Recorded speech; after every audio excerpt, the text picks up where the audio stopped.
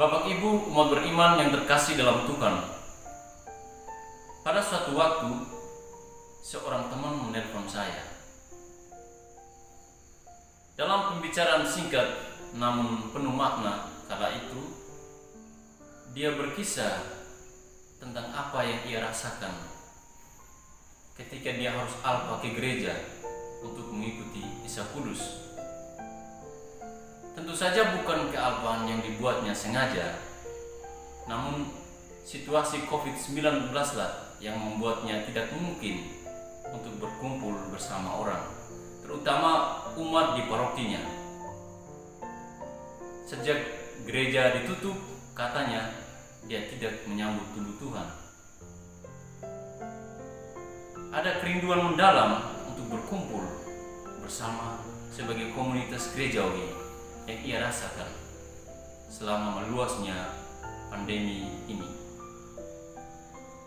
Saudara-saudaraku umat beriman yang terkasih dalam Tuhan, saya percaya bahwa kerinduan akan kebersamaan dengan yang lain juga dirasakan oleh banyak orang. Kami pun merasakan hal yang sama.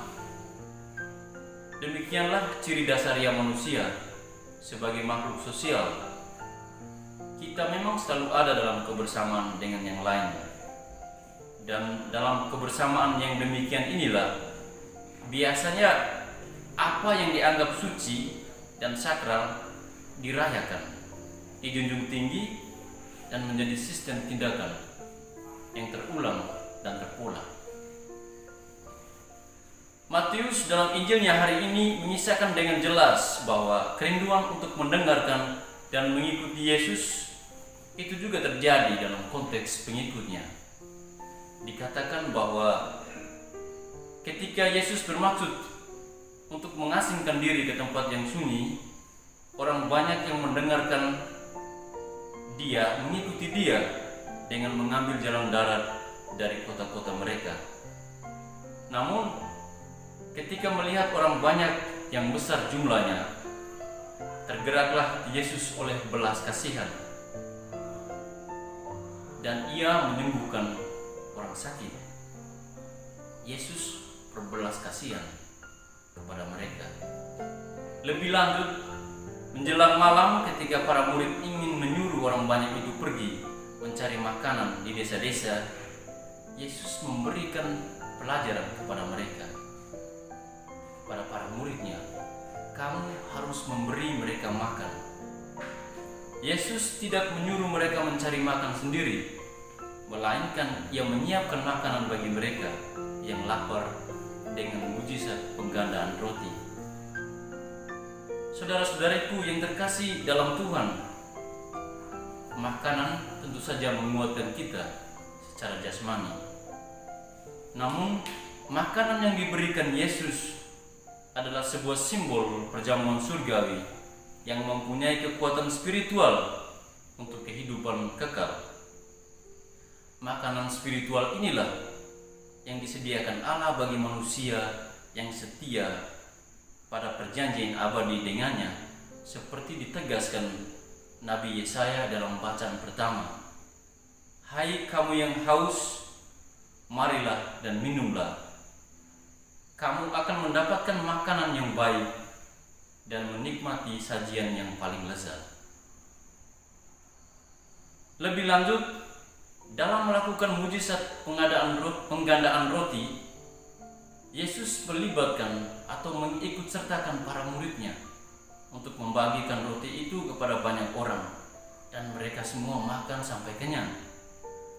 Pertanyaannya, apakah implikasinya bagi kita saat ini?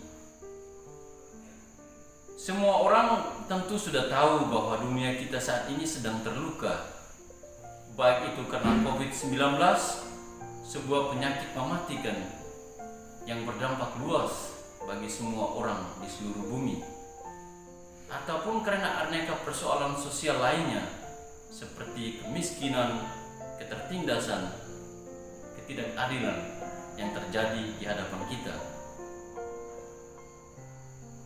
Memang rahmat keselamatan itu mengalir dari Allah sendiri, sebagai asal muasal kehidupan. Namun demikian, dalam upaya untuk menyelamatkan dunia yang terluka, Allah melibatkan manusia secara terus-menerus.